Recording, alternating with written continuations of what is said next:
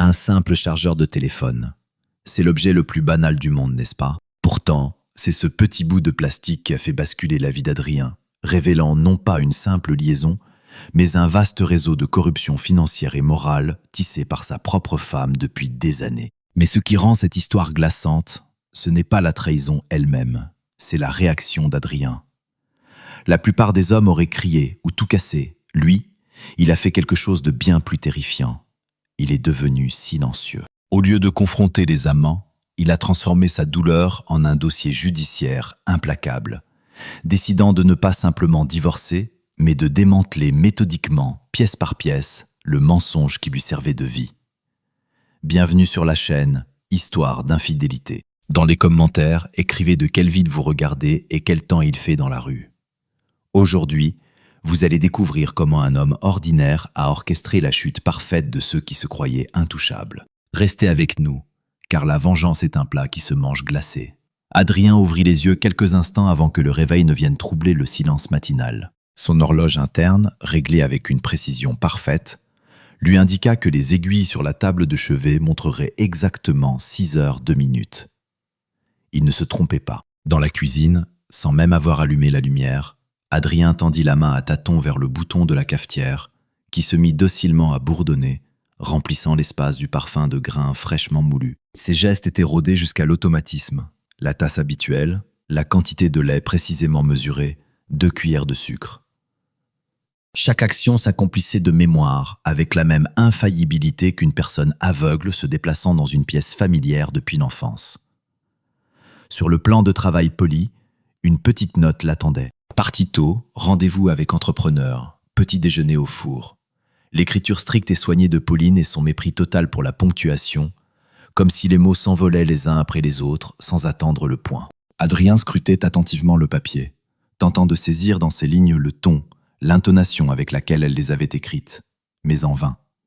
Le papier froid ne trahissait aucun indice. Il sortit du four le gâteau au fromage blanc. Sa croûte dorée promettait le réconfort habituel. Mais il n'en coupa qu'un minuscule morceau. La première bouchée n'apporta ni saveur, ni satiété attendue. La nourriture se transforma en un geste mécanique, une absorption dénuée de sens, juste pour ne pas rompre le rituel matinal. Adrien se changea dans son bureau, s'efforçant de ne pas faire de bruit superflu. Dans la pièce voisine, dormait encore sa belle-fille Margot, diplômée de terminale, trop adulte pour être considérée comme une enfant, mais pas assez proche pour qu'il puisse y avoir entre eux une totale franchise. Parfois, il se surprenait à penser qu'il en savait moins sur elle que sur certains de ses clients réguliers. Dans le miroir se reflétait un visage dépourvu de toute expression. 43 ans. Costume gris impeccable, cravate qui se fondait dans le tissu, imperceptible, comme si elle n'existait pas.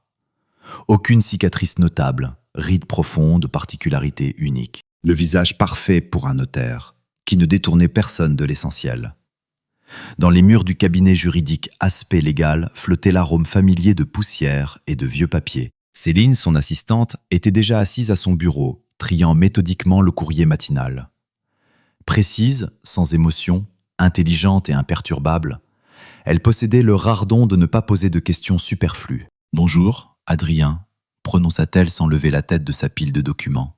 « Bonjour », confirma-t-il en s'approchant de son poste de travail. Il vérifia son emploi du temps de la journée. 2 testaments, un contrat de mariage, une consultation sur des questions foncières. Tout était standard, tout se répétait, comme l'éternel cycle d'une machine bureaucratique. Pendant la pause déjeuner, Céline s'approcha avec de nouveaux documents. « Vous voulez que je vous commande quelque chose ?» proposa-t-elle poliment. « Non, merci, j'ai mangé à la maison », répondit Adrien. « Comme vous voudrez », fut la réponse. Son regard s'attarda sur lui une fraction de seconde de plus que d'habitude, n'exprimant ni irritation ni curiosité, juste une attention discrète et prudente. Il le remarqua, mais n'y prêta pas attention.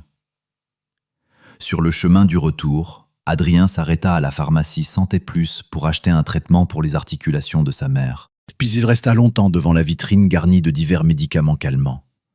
Son regard errait sur les boîtes colorées, mais finalement il n'acheta rien. En sortant dans la rue, Adrien réalisa avec surprise qu'il ne se souvenait pas pourquoi il s'était arrêté devant la pharmacie. La maison l'accueillit dans un silence inhabituel.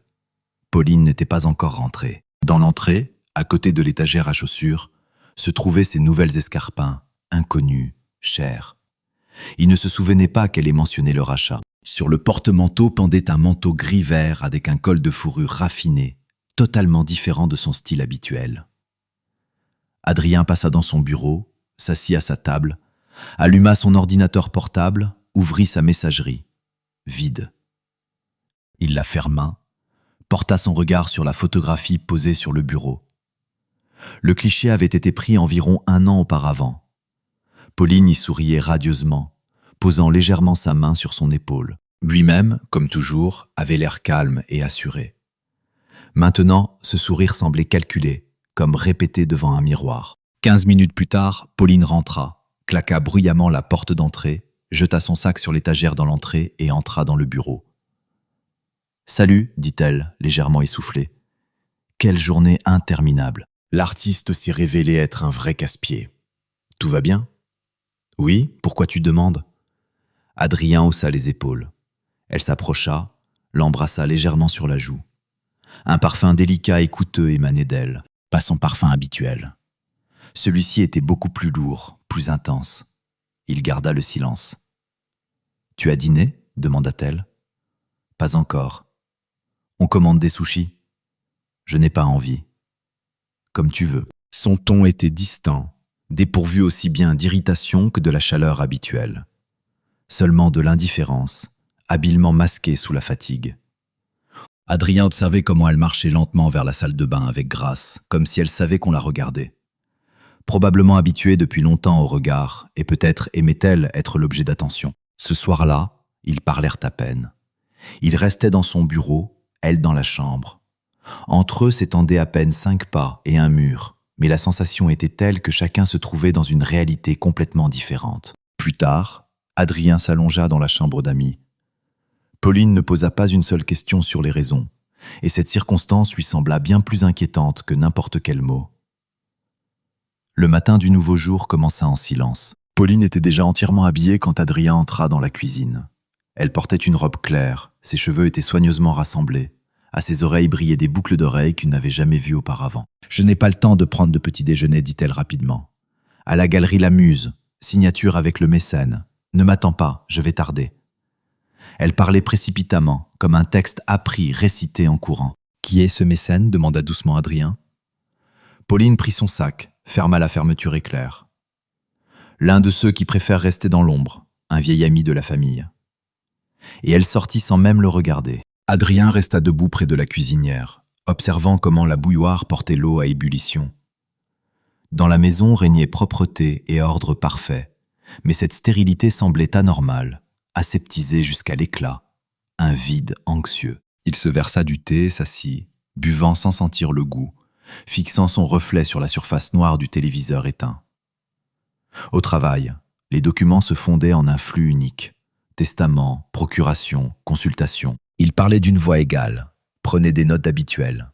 Mais tout se passait en automatique, comme si tout ce qui l'entourait n'était que l'ombre de sa vraie vie, dont il s'éloignait progressivement. Après le déjeuner, Céline entra avec une nouvelle pile de contrats. Adrien acquiesça, mais soudain, de manière inattendue pour lui-même, demanda « Vous travaillez depuis longtemps avec des couples mariés, Céline ?» Elle se figea, levant légèrement un sourcil. « Quelques années, principalement des contrats de mariage et des partages de biens. Vous voyez tout de suite quand des problèmes se profilent entre eux. » Céline le regarda avec une certaine prudence. « Généralement, oui, d'après le comportement. Le ton, les poses, les yeux. Bien qu'il existe aussi de vrais maîtres du déguisement. » Adrien hocha la tête, prit un stylo, apposa sa signature sur la première page. « Vous pouvez disposer, » prononça-t-il à voix basse. Resté seul, il ouvrit le calendrier sur son bureau. La dernière fois qu'ils étaient sortis quelque part ensemble avec Pauline remontait à 5 semaines. La galerie La Muse, un vernissage, des gens avec des coupes de champagne et des sourires identiques et faux. Elle tournait alors tout le temps autour d'un homme dont le visage avait semblé vaguement familier à Adrien. À l'époque, il n'avait pas posé de questions, et maintenant, il le regrettait. Le soir, au dîner, Margot restait silencieuse, se servant de la salade, la piquant avec indifférence de sa fourchette. À un moment, elle demanda « Maman va bien ? Pourquoi tu demandes ça ?» Elle se comporte bizarrement et n'est presque jamais à la maison. Et son téléphone est maintenant protégé par un mot de passe. Adrien ne répondit rien, se contentant de la regarder, un visage calme qui mûrissait, dans lequel apparaissaient de plus en plus souvent les traits de sa mère, mais sans son masque soigneusement dissimulé. « Elle est occupée », prononça-t-il. « La galerie, les expositions, les contacts. Elle a quelqu'un » Margot posa la question brusquement, comme si elle connaissait déjà la réponse. « Qu'est-ce qui te fait dire ça ?»« Elle parle différemment, elle marche différemment. Je ne suis pas idiote. Tu es mon beau-père. » Le mot beau-père résonna lourdement, mesuré, comme un coup de feu. Adrien sentit ses épaules se contracter. « Je vais m'en occuper, dit-il. Ta tâche, c'est d'étudier. »« Compris, » répondit Margot. Elle ne dit plus rien. Elle finit son thé, se leva et partit dans sa chambre. Cette nuit-là, Adrien sortit dans la rue. La cour était silencieuse, le gravier craquait sous ses pas. Il longea la clôture, regarda les fenêtres du 2e étage. La lumière dans la chambre n'était pas allumée. Il se retourna et repartit. Le claquement de talons sur l'asphalte le surprit sur le perron. Pauline était rentrée. En le voyant, elle ralentit légèrement le pas. « Tu ne dors pas ?» dit Adrien. « J'ai décidé de prendre l'air. Un peu tard pour une promenade. Un peu tard pour des rendez-vous avec des mécènes. » La voix d'Adrien restait égale. Elle serra les lèvres. « Tu veux un scandale ? Je veux la vérité. Rien d'inhabituel. Le travail comme d'habitude. C'est juste que tu ne t'intéresses plus depuis longtemps à ce que je fais. » Ces mots sonnèrent avec détachement. Il ne répondit pas, la fixant du regard. Son visage était fermé, construit, pas une seule émotion. « Va te coucher, tu travailles demain, » dit-elle en entrant dans la maison. Adrien resta dehors, regardant la porte qui se fermait. À l'intérieur se formait lentement un sentiment nouveau, jusqu'alors inconnu. Ce n'était pas de la suspicion, ce n'était pas de la jalousie. C'était la prise de conscience qu'entre eux s'étendait une mince couche de formalité, et derrière celle-ci baisait un vide abyssal. Il entra dans la maison et referma la porte sans bruit derrière lui. Le samedi matin, Pauline s'approcha de lui avec une tasse de café. Le regard plus doux que d'habitude, la voix légèrement plus chaleureuse qu'à l'ordinaire. « Je pars tôt aujourd'hui, dit-elle. Nous avons une rencontre avec l'artiste, la signature, puis un dîner. Je rentrerai tard. » Adrien hocha la tête en silence. Il ne demanda pas qui exactement serait au dîner. Elle ne précisa pas. Après son départ, il ouvrit le calendrier. L'anniversaire de leur mariage. La date était marquée d'une balise vert vif de rappel, qui maintenant ne servait plus à personne. 19 ans depuis l'enregistrement de leur union. Une semaine auparavant, il avait réservé une table au restaurant Le Saphir Doré, au cas où. Maintenant, il ouvrit le site, cliqua sur « Annuler la réservation » sans lire la confirmation. Vers le milieu de la journée, le travail cessa de retenir son attention. Sa main feuilletait mécaniquement les papiers, ses pensées vagabondaient au loin. Il se souvint comment, quelques années auparavant, ils avaient fêté leur anniversaire au club de campagne La Vallée Fluviale avec une vue époustouflante sur la rivière. À l'époque, Pauline riait fort et naturellement. Le photographe leur avait demandé de se rapprocher l'un de l'autre, et elle l'avait enlacé, s'était blottie contre lui. À l'époque, cela semblait authentique. Maintenant, ce n'était qu'une mise en scène. Le soir, resté seul, Adrien se versa un peu de cognac et s'assit dans le fauteuil. Le silence dans la maison était vibrant. Il n'alluma pas la télévision, le téléphone restait muet. Il ouvrit la galerie de photos sur son smartphone. Balayage après balayage, le passé défilait devant ses yeux. Sourires, étreintes, rencontres formelles, publication de la galerie La Muse, événements mondains, voyages communs. Soudain, il s'arrêta sur une photographie où elle se tenait à côté d'un homme grand, barbe, veste coûteuse, léger sourire narquois. Il se trouvait dans le hall de l'hôtel La Perle de la capitale. Le nom de l'établissement lui sembla familier. Il agrandit le cadre. Derrière eux, on apercevait une partie de la plaque avec le nom de l'hôtel où Pauline était prétendument allée pour des négociations culturelles.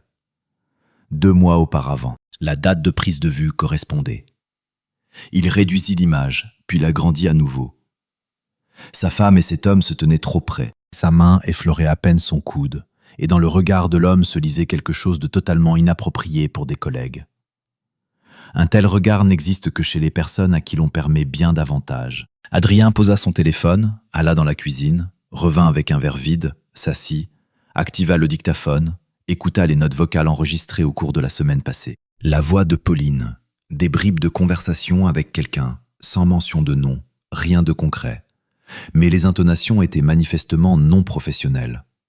Il ne formulait pas d'hypothèse, se contentait d'enregistrer les faits. Il posa son téléphone, ouvrit son ordinateur portable, tapa dans la recherche le nom de l'hôtel, parcourut les photos des chambres, des intérieurs, des restaurants. Tout était cher et raffiné. La scène typique pour ceux qui cherchent l'intimité sous couvert de négociations professionnelles.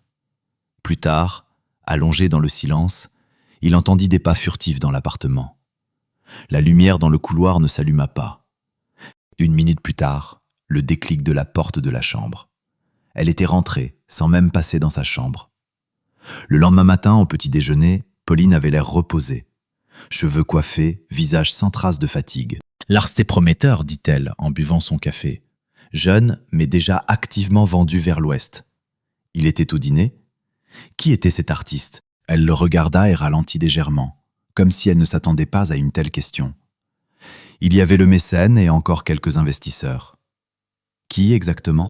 Adrien. Je ne suis pas obligé de te rendre des comptes sur avec qui et où j'ai dîné. Une note d'irritation apparut dans sa voix. Il ne répondit pas, se contenta de poser sa tasse dans l'évier. Il ne claqua rien, n'éleva pas la voix, sortit simplement. Elle resta dans la cuisine, derrière lui, dans la pièce où l'odeur de son parfum se mélangeait à l'arôme du café matinal. Il comprenait qu'elle le regardait partir, mais ne se retourna pas. Plus tard, Adrien envoya une demande au spécialiste technique dont il avait utilisé les services quelques années auparavant, quand un de ses clients tentait de protéger son entreprise contre l'espionnage. Adrien avait conservé son numéro. Dans le message, il écrivit « Besoin d'un dispositif petit, sans traçage, pour enregistrer le son. Bureau personnel. » La réponse arriva 7 minutes plus tard. « Je transmets demain, en contre-remboursement, sans rencontre. » Il effaça la conversation, puis s'assit dans le fauteuil et ouvrit le calendrier. Il plaça une balise grise début à côté. Il écrivit une phrase. « Ne pose pas de questions inutiles. D'abord, écoute. » Le lundi matin, Adrien rencontra le coursier à l'entrée du bâtiment de son cabinet juridique. Enveloppe épaisse, grise, sans signe distinctif. Il signa le papier, récupéra le colis et sans l'ouvrir, le plaça dans sa mallette. Sur son lieu de travail, il ne se laissa pas distraire. Le flux habituel de clients s'écoulait sans heurts. Ils discutaient, conseillaient, certifiaient des documents. Tout comme d'habitude. Seules les pauses entre les affaires devenaient plus longues. Son regard s'arrêtait de plus en plus souvent sur la fenêtre, et ses doigts trituraient machinalement le stylo, jusqu'à le serrer dans sa paume, jusqu'à la crampe. Ce n'est que le soir, quand Céline fut partie et que le bâtiment se vida, qu'il s'enferma dans son bureau et ouvrit l'enveloppe. À l'intérieur se trouvait un dictaphone miniature, astucieusement déguisé en chargeur de téléphone ordinaire. L'instruction était laconique, insérée dans la prise. Enregistre à la détection de son. Mémoire jusqu'à 48 heures. Transféré quotidiennement. Il tint l'appareil dans sa main, l'examinant. Léger, presque sans poids, il n'éveillait aucun soupçon. Même si Pauline ne voyait, elle penserait que c'était simplement un chargeur ordinaire. Tard le soir, quand la maison fut plongée dans le silence, Adrien entra dans son bureau, vérifia la prise près du bureau de travail, inséra l'appareil. Clic. Le voyant pugnoter une fois et s'éteignit. Il resta debout en silence, aux aguets. La maison n'émettait aucun son. Le lendemain matin, Pauline avait l'air endormie, cheveux rassemblés à la hâte, yeux fatigués. Il savait qu'elle était rentrée après minuit. Il avait entendu la porte d'entrée grincer. Comment elle était passée sur la pointe des pieds dans la chambre. « Tu repars encore ?» demanda-t-il. « Oui, nous avons une visite du comité, il faut se préparer. Ensuite, rencontre avec les représentants de la fondation. »« Tu es tout le temps dans les affaires ?» nota Adrien. « C'est le travail, Adrien. Ou tu penses que la galerie La Muse se gère toute seule ?» Une légère irritation se fit entendre dans sa voix. Il ne répondit rien, observant seulement comment elle buvait rapidement son café, comme si elle manquait de temps. Comment elle détournait le regard en faisant semblant de chercher quelque chose sur son téléphone. Comment elle rajustait la manche de sa veste, le même geste chaque fois qu'elle était nerveuse. Quand elle partit, il ne se pressa pas, vérifia le bureau, s'assura que l'appareil était en place. Puis il partit au travail. Toute la journée, ses pensées tournaient autour d'une seule question. Qu'espérait-il entendre? Des voix? Des mots? Ou la confirmation définitive de ce qu'il ressentait depuis longtemps, mais ne pouvait prouver, même à lui-même? Le soir suivant, après avoir attendu que Pauline sorte au magasin, il retira l'appareil, le connecta à l'ordinateur portable. Les fichiers représentaient presque 2 heures de fragments. Il mit ses écouteurs, lança le premier. Rien. Craquement, bruissement, bruit de la télévision depuis une autre pièce. Puis le clic de la porte, des pas, le froissement de vêtements. Et enfin la voix de Pauline. « Je vais te mettre sur haut-parleur maintenant, c'est plus pratique comme ça. » Pause. Une voix masculine, à peine perceptible. « Tu ris ? » ?»« Oui, c'est mieux comme ça. Tu es où ? » ?»« Dans le bureau. Il est parti à une consultation. » »« Tu n'as pas peur qu'il revienne ? » ?»« Il ne revient jamais sans prévenir. Il est comme un calendrier, prévisible à en vomir. » Silence.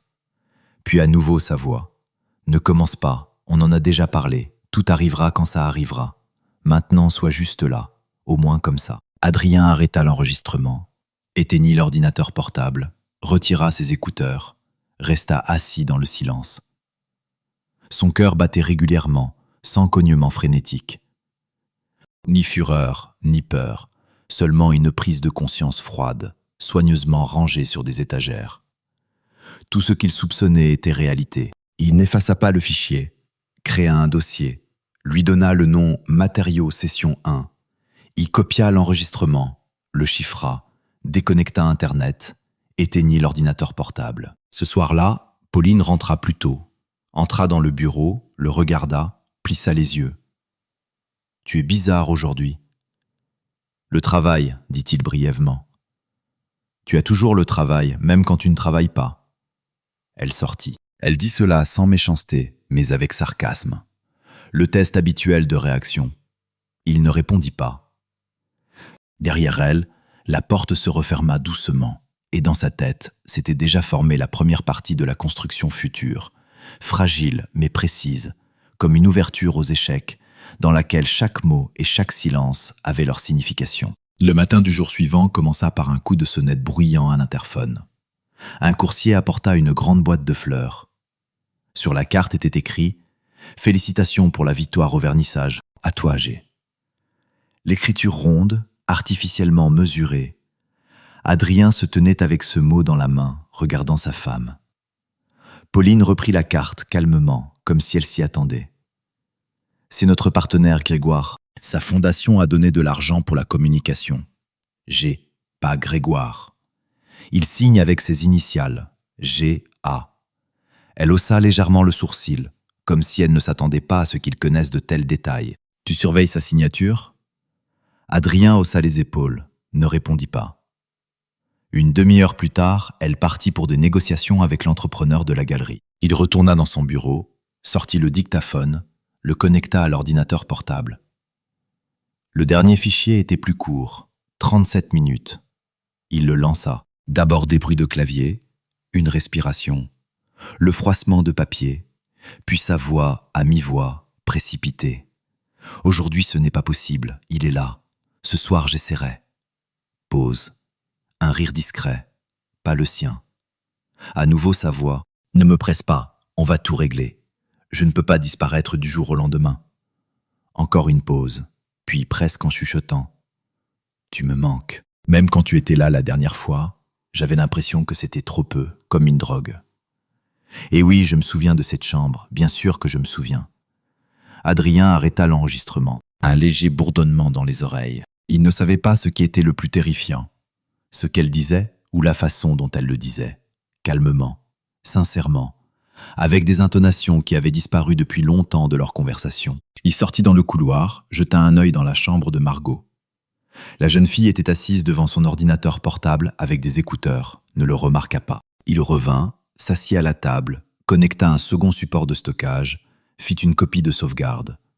Il conservait tout avec des annotations de date et d'heure. Le lendemain, il se rendit au centre, se gara dans la rue voisine du bâtiment où se trouvait la galerie La Muse, plaça une balise sous le pare-choc arrière de la voiture de Pauline. Appareil compact fonctionnant via une application sur smartphone. Tard le soir, allongé dans son lit, il ouvrit le programme. Le marqueur sur l'écran montrait comment sa voiture était garée près de l'hôtel Les Sommets. Ni la galerie, ni le centre culturel, ni la fondation. Un hôtel avec une réputation pour initiés. Capture d'écran, sauvegardée, horodatage. Cela se répéta le mardi. Horaire de 17h40 à 19h02. Il vérifia avec son message. Parti à une présentation privée. Ne m'attends pas. Le mercredi, pareil. Autre hôtel, mais même zone, même schéma. Silence, mensonge, répétition. Céline remarqua qu'il quittait le travail plus tard que d'habitude. Elle proposa son aide à plusieurs reprises. Il refusa. Tout est sous contrôle. Ça sonne comme si vous essayiez de vous en convaincre, dit-elle un jour. Adrien la regarda longuement. Elle ne détourna pas le regard. Je ne m'immisce pas, mais vous êtes quelqu'un qui garde toujours tout dans un ordre parfait. Et là, vous êtes manifestement en train de rassembler quelque chose. Pourquoi faire ? Pour l'équilibre, répondit-il. Céline ne posa pas plus de questions, rangea simplement les documents avec soin et sortit.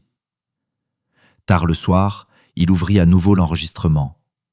La conversation était brève, mais révélatrice. « Samedi, tu pourras ?» demandait Pauline. « Ça dépend comment tu t'arranges avec ton mari, il a du flair. » « N'exagère pas, il ne soupçonne rien. » Même quand on était dans l'ascenseur ensemble, il a appelé et j'ai parlé comme si de rien n'était. Rire. Puis, il me faut encore un peu de temps. Il ne pardonnera pas s'il apprend. Mais de toute façon, je ne te laisserai pas partir. Adrien coupa le son, resta assis à regarder l'écran noir, puis alluma le dictaphone, prononça à voix haute. Répétition du parcours 3 jours consécutifs. Même intervalle temporel correspond aux informations recueillies. La surveillance continue. Le matériel sera suffisant lors de la première confirmation visuelle. Il éteignit, remit l'appareil dans le tiroir, ferma à clé. Tout ce qui se passait ressemblait à une préparation minutieuse pour un procès complexe. Collecte de preuves, travail froid et mesuré. Sauf que cette fois, il s'agissait de sa propre vie. Adrien ne cherchait pas à la prendre sur le fait. Il observait systématiquement, froidement. Chacun de ses trajets était enregistré. Heure de départ, point de destination exact, durée du stationnement. Tout ce qui semblait auparavant aléatoire s'inscrivait maintenant dans un schéma clair et sinistre. Vendredi. Pauline partit à 9h du matin, ne revint qu'à 19h30, sans prévenir, sans explication. La galerie, les entrepreneurs et encore une rencontre à l'administration, dit-elle en enlevant son manteau. Désolé, je n'ai même pas eu le temps d'appeler. Il hocha la tête, demanda si elle avait vu son chargeur.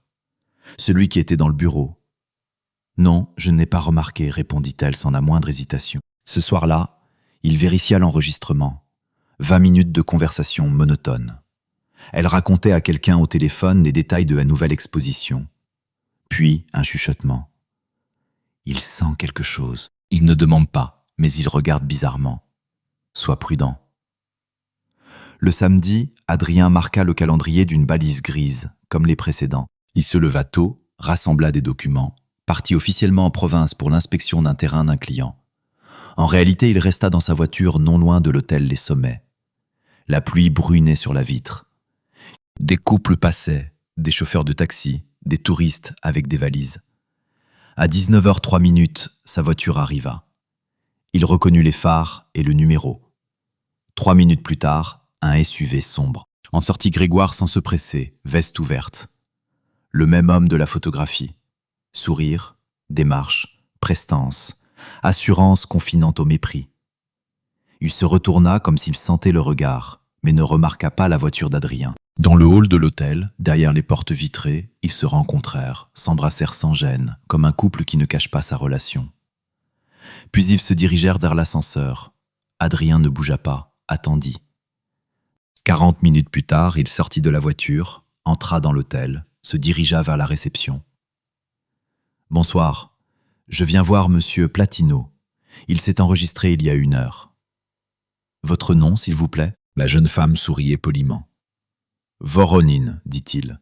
Nous devions nous retrouver au 1er étage. »« Il n'y a pas de Platino dans la liste. Vous pouvez préciser le prénom ?» Il la remercia, s'éloigna, sortit son téléphone, appela Pauline. « Tu es où ?»« À la galerie Lamuse, inventaire. » Tout s'est écroulé parce que l'entrepreneur a merdé, je serai tard. « Tu as besoin d'aide ?»« Je me débrouille, je t'appelle plus tard. » La conversation se termina. Ni hésitation dans la voix, ni panique. Tout était répété. Il sortit de l'hôtel, monta dans sa voiture, rentra chez lui, nota dans son carnet l'heure et les actions. Le soir, Margot revint de chez son ami, passa rapidement dans sa chambre sans se déshabiller. Il frappa. « Tout va bien ?»« Oui. »« Tu ne parles pas aujourd'hui ?»« Juste fatigué. L'école, les gens, tout ça. » Il n'insista pas. Il savait qu'elle sentait depuis longtemps que quelque chose n'allait pas. Plus tard, allongé dans sa chambre, il écouta la porte claquer en bas. Pauline était rentrée. Les talons claquèrent sur le sol et puis se turent. Aucun intérêt pour savoir où il était, s'il dormait, ce qu'il faisait. Le matin, elle repartit la première, laissa un mot. Aujourd'hui, réunion sur les appels d'offres dès le matin, puis commission. Déjeuner avec les organisateurs. Il prit le papier, le mit dans le dossier. À côté des captures d'écran, des enregistrements audio, des photographies. Tout systématisé. Au travail, Céline apporta un nouveau dossier, énuméra la liste, puis s'attarda. « Pardon si je m'immisce, vous continuez à collecter ?» Il la regarda lentement, réfléchit. « Oui. »« Vous ne prévoyez pas de vous arrêter ?»« Non, pas avant d'avoir la clarté. »« C'est déjà clair, nota-t-elle doucement. J'ai besoin que ce soit non seulement clair, mais prouvable. » Céline hocha la tête puis ajouta. « Alors il faudra un jour franchir cette porte et les regarder en vrai. Pas comme des objets d'observation, mais comme des personnes qui vous ont menti en face. » « Je suis prêt, dit-il. Mais intérieurement, il n'en était pas totalement sûr. Il se leva à 8 heures du matin, se lava, se rasa, enfila une chemise sans cravate. Tout lentement, comme avant une rencontre importante où l'enjeu n'était pas un contrat, mais l'équilibre même de sa vie. Dans la cuisine, c'était silencieux. Pauline était déjà partie. Dans son emploi du temps, réunion avec l'équipe, puis travail avec les archives à la galerie Lamuse. Il n'appela pas, n'écrivit pas. Vers 10 heures, il partit. La voiture avançait lentement, comme pour refléter son état intérieur. Une concentration retenue, presque morte. Au tournant, il capta son regard dans le rétroviseur. Visage calme, juste un peu plus pâle que d'habitude. Pas un muscle ne trembla. L'hôtel Les Sommets était le même, visuellement discret, mais avec un parking pratique. Des caméras de surveillance et une entrée vitrée à travers laquelle on pouvait voir le hall. Adrien s'arrêta dans la ruelle, sortit de la voiture, attendit le bon moment. Dans le hall, personne. Il s'approcha. La réceptionniste était nouvelle, jeune, avec une tablette dans les mains. « Chambre 107, s'il vous plaît. Je viens pour une rencontre. Pas besoin de clé. On m'attend. » « Pouvez-vous préciser à quel nom la chambre est réservée ?»« À mon nom, dit-il. Adrien Voronin. » Elle fut décontenancée, jeta un œil au système. « Excusez-moi, mais il était déjà passé, rapidement, sachant exactement où aller. 3e étage, couloir étroit, mur comme usé jusqu'à un éclat mat. Il tourna à gauche. 107. Silence. De l'intérieur, rien. Ni pas, ni voix. Il sortit la carte, glissait la veille d'une chambre de réserve, l'appliqua sur la serrure. La lumière clignotait. Clic. Il ouvrit la porte lentement. À l'intérieur régnait une lumière tamisée, une pénombre. Sur le lit était allongée Pauline. Cheveux détachés, pieds nus, plaid à moitié rejeté. Elle tenait un verre, disait quelque chose à voix basse. L'homme était assis à côté, torse nu, penché en avant, dos large, bronzé, au poignet une montre coûteuse. Dans le silence, quand la serrure cliqua, ils n'entendirent pas. Seulement quand il entra et ferma la porte derrière lui, tous deux se retournèrent brusquement. Pauline poussa un cri. Grégoire se leva, se couvrant instinctivement avec un oreiller. Adrien ne prononça pas un mot. Il s'approcha de la petite table, prit le second verre, versa son contenu sur le sol, puis regarda Grégoire.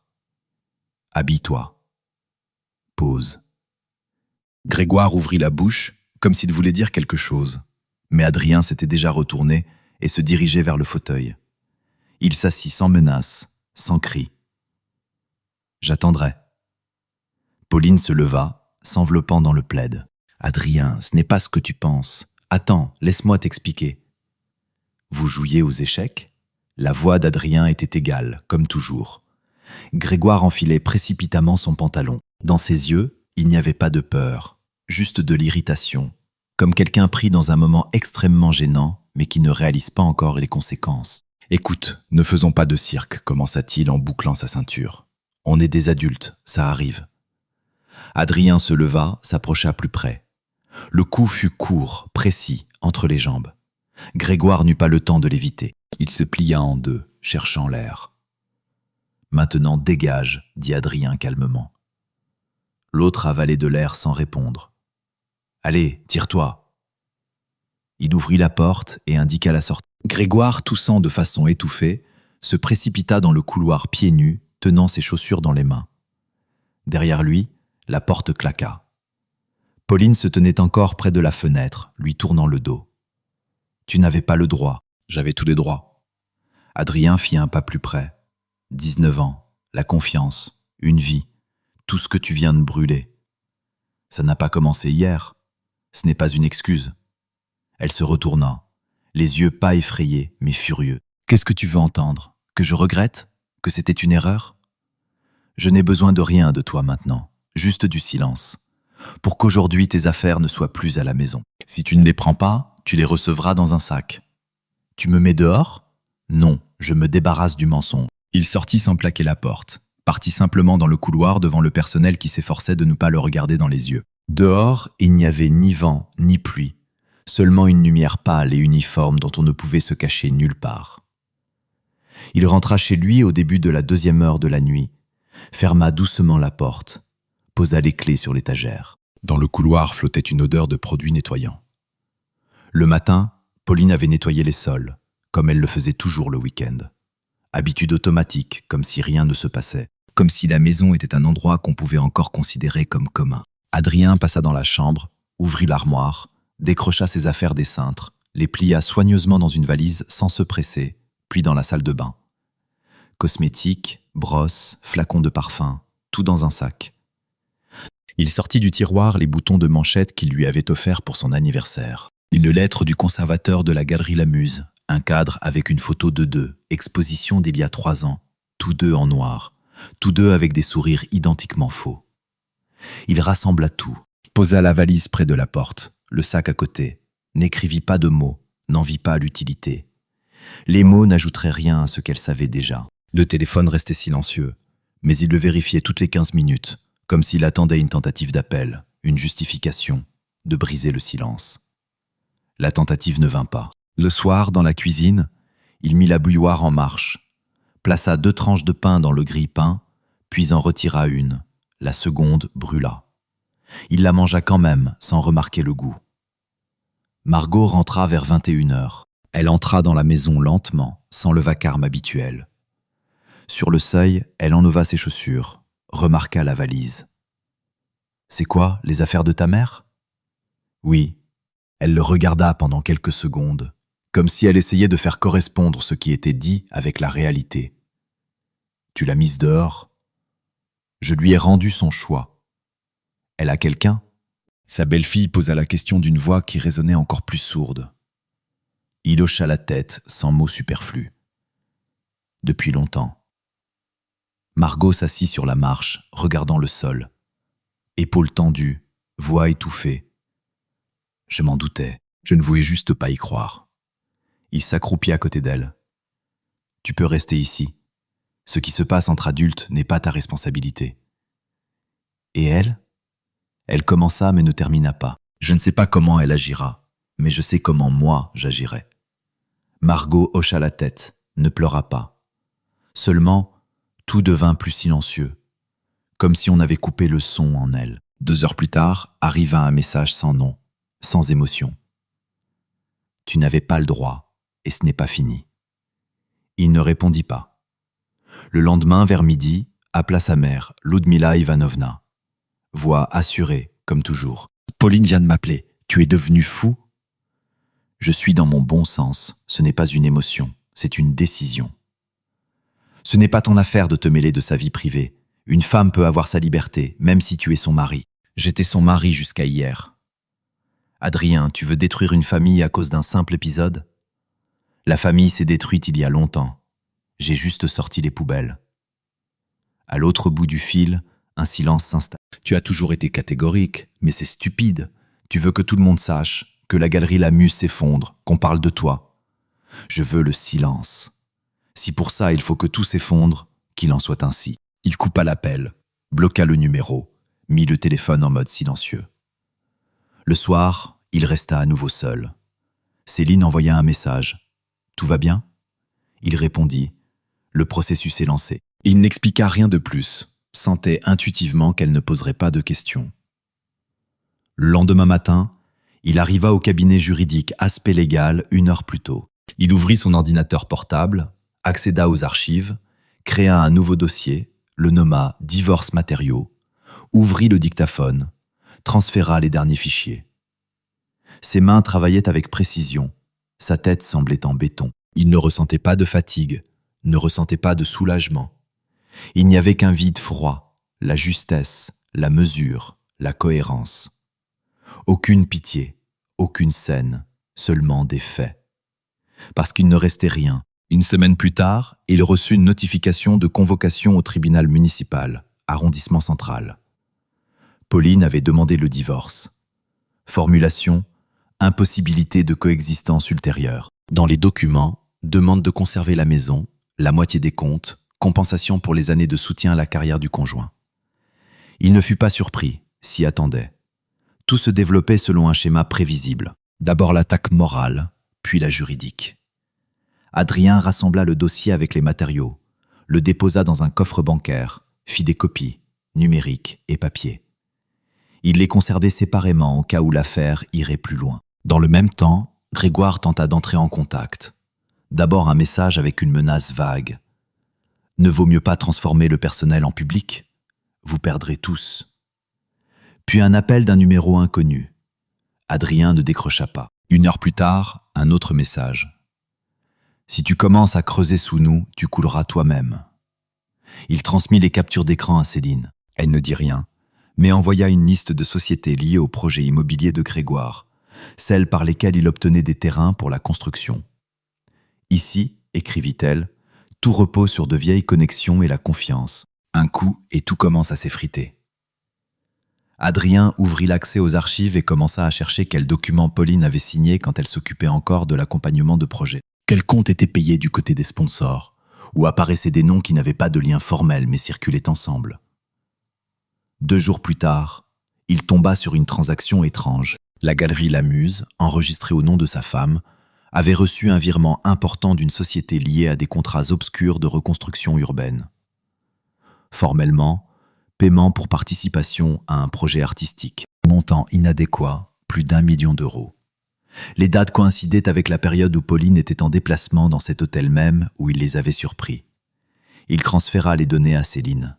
« C'est une confirmation ?» demanda-t-il. « C'est un fil, à tirer plus loin » répondit-elle. « Oui, jusqu'au bout. » Elle fit intervenir un ancien auditeur des impôts. Dans le passé, ils avaient travaillé ensemble sur une affaire. 24 heures plus tard, celui-ci envoya un tableau avec 4 autres virements. Tous vers des entités juridiques différentes, mais avec des montants identiques et des formulations identiques. Adrien se rendit sur le site des impôts, vérifia le statut des sociétés. 2 fermées, 1 en cours de liquidation. La 4e était enregistrée au nom de la femme d'un ancien partenaire de Grégoire. Il convoqua Céline dans son bureau, ferma la porte. « Si cela se confirme, dit-il, on ne parle pas seulement de divorce, ça peut être une inculpation. Tu es prêt pour la publicité ? » « Je suis prêt à répondre, » répondit Céline. Elle ouvrit sa tablette, afficha le tableau. « Regarde ça. La galerie La Muse a commencé à travailler activement il y a 2 ans. Avant, pure fiction, puis hausse brutale du chiffre d'affaires. Mais les expositions sont vides. Par contre, les paiements sont stables. Tout ressemble à un schéma de blanchiment d'argent. Grégoire l'a piégé ? Non, ils travaillaient ensemble. Céline secoua la tête. Sinon, elle ne figurerait pas directement dans les contrats. Adrien se leva, s'approcha de la fenêtre, regarda un camion décharger des caisses devant un magasin de fleurs dans la rue. « Nous prenons une contre-mesure, dit-il. On dépose une plainte. Fraude financière, utilisation de biens sans consentement, falsification de rapports. » Céline acquiesça. « Je vais tout préparer, mais ce sera la guerre. » Elle a déjà commencé. Le soir même, il se rendit à la galerie Lamuse sans prévenir. Dans le hall, le silence. Seul le gardien leva un sourcil. « Je viens voir Pauline, laissez-moi passer. » Le gardien hésita, puis appuya sur le bouton. Dans le bureau, elle était seule. En le voyant, elle se figea. « Qu'est-ce que tu veux ? » ?»« Des papiers, un accès, des réponses. Tu n'as rien, juste du ressentiment. Et les tribunaux ne sont pas une question d'émotion. J'ai des transactions, des dates, des connexions. Toi, tu n'as que des scénarios usés. Tu n'auras pas la maison, pas un centime. Je vais demander la garde de Margot. Ce n'est pas ma fille, mais je ne la chasserai pas. Et elle n'est déjà plus avec toi. » Son visage trembla. Elle se leva.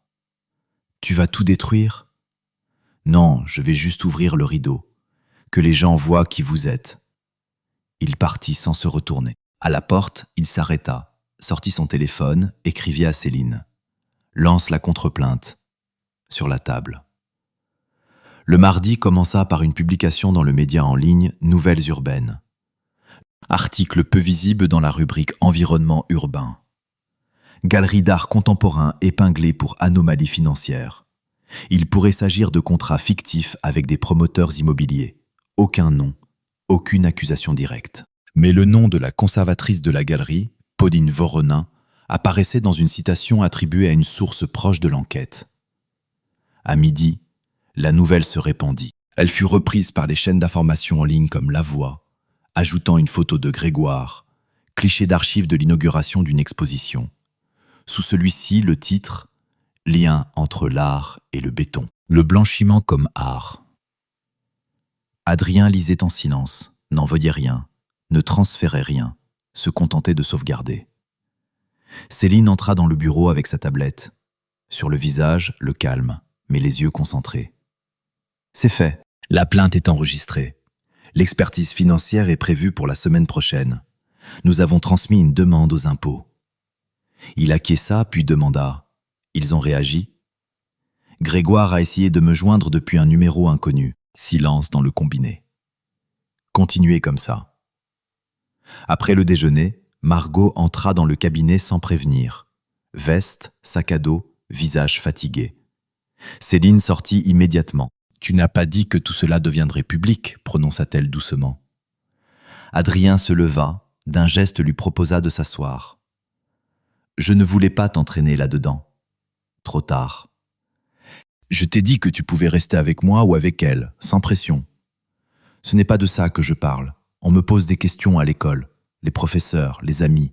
Je suis fatigué de me justifier. » Il la regarda. La jeune fille devenait adulte, brutalement, prématurément. « Ce n'est pas ta faute.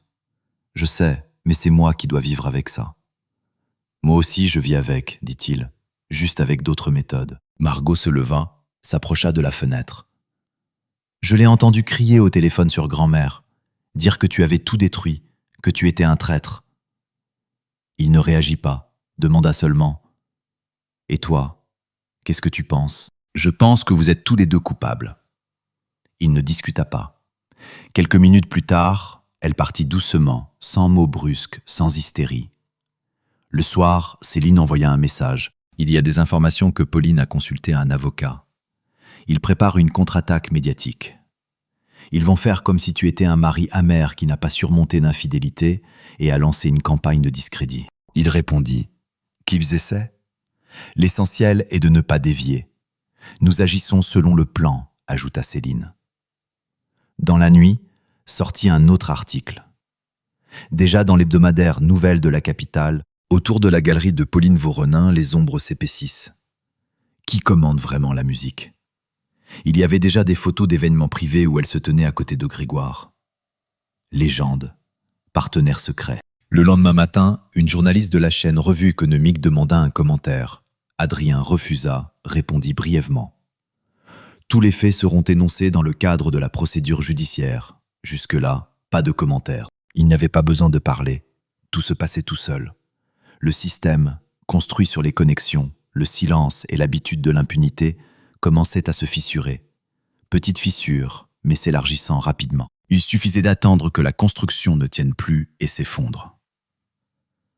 L'audience fut fixée au lundi, 9h.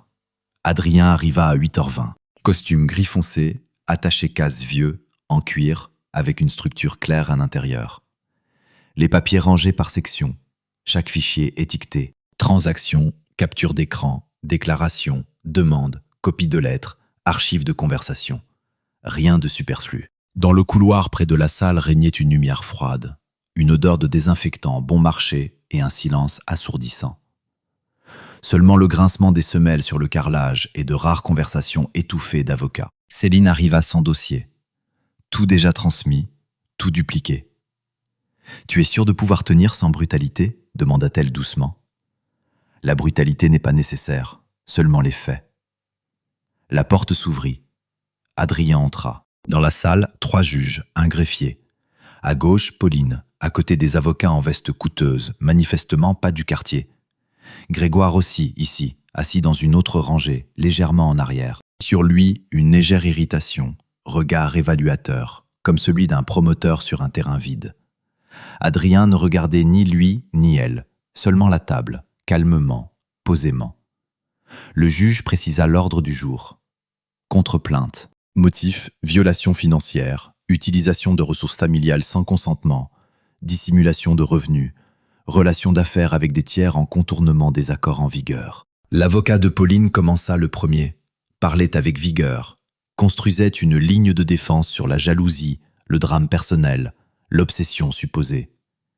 Selon lui, Adrien n'avait pas supporté l'infidélité et avait lancé une persécution. Que la Galerie Lamuse était une entité juridique indépendante et que Pauline était une femme prospère maintenant publiquement harcelée. Quand il termina, Adrien se leva. Permettez de présenter les matériaux. Autorisation de demande aux impôts et aux procureurs, données des banques, expertise comptable, ainsi que la correspondance entre la défenderesse et une tierce personne, contenant des indications directes sur la coordination de flux financiers entre la galerie et les promoteurs immobiliers. Le juge acquiesça, il transmit le dossier. Tout est dupliqué en version électronique. Suivit ensuite le rapport sec de l'expert. Chiffres, tableaux, dates, mouvements sur les comptes de sociétés fictives, paiements pour travaux inexistants, coïncidence entre date de rencontre à l'hôtel et arrivée sur les comptes. Pauline restait silencieuse. Grégoire regardait l'écran de son téléphone, essayant de paraître désintéressé. Le juge posa plusieurs questions de clarification. Adrien répondait avec précision, sans hésitation, aucune émotion, seulement des données. Au milieu de l'audience, l'avocat de Pauline demanda une pause. Le juge accorda 20 minutes. Dans le couloir, Céline restait silencieuse.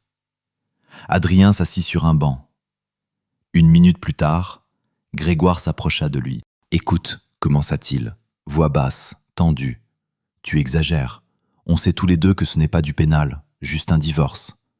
Tes enregistrements, ils ne sont pas officiels. Le tribunal peut ne pas les accepter. » Adrien le regarda longuement, calmement. « Ce n'est pas à propos du tribunal, c'est à propos des conséquences. Aujourd'hui, tu es en costume, demain en interrogatoire, et après-demain sans accès au projet. Tu penses avoir assez de levier ?» Grégoire tenta d'afficher de l'arrogance, mais dans ses yeux se lisait l'inquiétude. « Je ne suis pas seul, dit Adrien. Je suis avec les faits. » Grégoire s'éloigna en silence. Après la pause, ce fut au tour de Pauline de témoigner. Voix égale, mais légèrement tendue. Elle essayait de tenir bon, mais les phrases se brisaient. À un moment, elle dit « Tout ça, c'est à cause du ressentiment. Il n'a pas pu accepter que j'ai choisi un autre. Alors il se venge. Un drame familial, rien de plus. » Le juge ne commenta pas, demanda seulement « Et les fonds qui ont transité par votre galerie, vous les considérez transparents ?» Oui, tous les revenus sont légaux. Alors pourquoi, selon l'expertise, la majorité des contractants ne confirment pas les livraisons? Et pourquoi dans les dates de paiement il y a coïncidence avec les visites de promoteurs à l'hôtel où vous vous trouviez ensemble? Pause. Pauline regardait la table. Coïncidence, dit-elle doucement. Notez. L'audience se termina à 15 heures. Le juge dit « La décision sera rendue dans 1 semaine ». Mais dans la salle, c'était déjà clair. La ligne de défense avait été percée. Quand ils sortirent, Céline dit « Tu as vu ses yeux ?» Oui, il n'y restait rien. 3 jours, elle ne donna aucun signe. Ni appel, ni lettre, ni tentative de contact via Margot, sa mère ou l'avocat. Grégoire disparut du champ de vision presque simultanément. Adrien ne les cherchait pas. Il observait. Le vendredi, on lui transmit la décision du tribunal. Divorce accordé, plainte partiellement acceptée, bien commun attribué à Adrien. La galerie La Muse temporairement gelée. Expertise financière transmise au procureur. Il rangea le dossier dans le coffre, ferma, oublia. Pour la première fois depuis de longs mois, il ne sentait pas la pression des chiffres et des papiers. Le soir, il sortit du bureau plus tard que d'habitude. Marcha à pied sans itinéraire. La rue était déserte. L'asphalte grinçait doucement sous les semelles. La lumière des vitrines se reflétait dans les flaques. Tout était à sa place. Quand il rentra chez lui, Margot lisait dans le salon. Il hocha la tête. Elle répondit du regard. Entre eux s'établit un nouveau silence, pas lourd, fonctionnel. Tous deux savaient que les conversations ne donneraient rien pour l'instant. 1 demi-heure plus tard, l'interphone sonna. Pauline. Il ne répondit pas. Descendit, ouvrit la porte.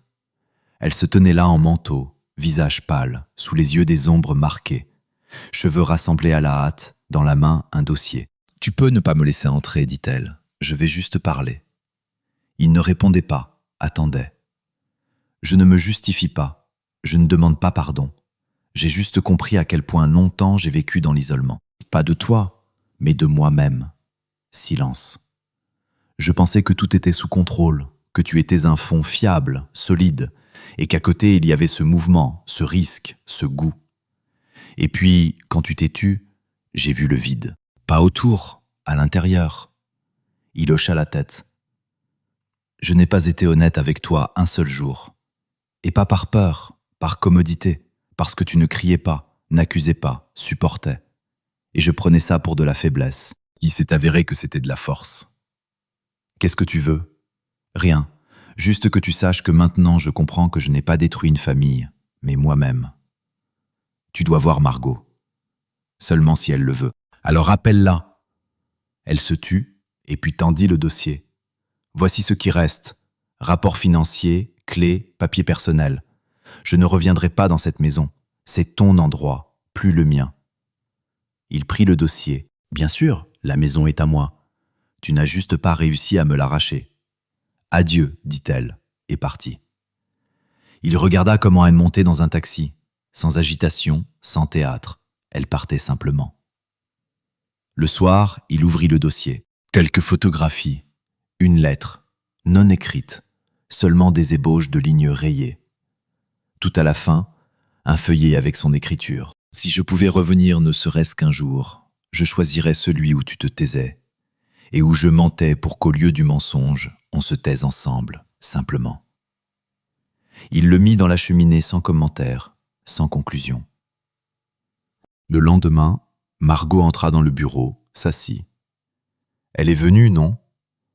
On a parlé un peu. Je peux la voir ? Bien sûr, c'est ta mère, dit Adrien, mais pas dans cette maison. Je vais réfléchir, répondit Margot et sortit. Il resta seul. Dehors bruinait la pluie. Dans la maison, le silence. Uniforme, sourd, stable. Le silence non de la trahison, ni de la douleur, ni de la fureur. Le silence de la libération.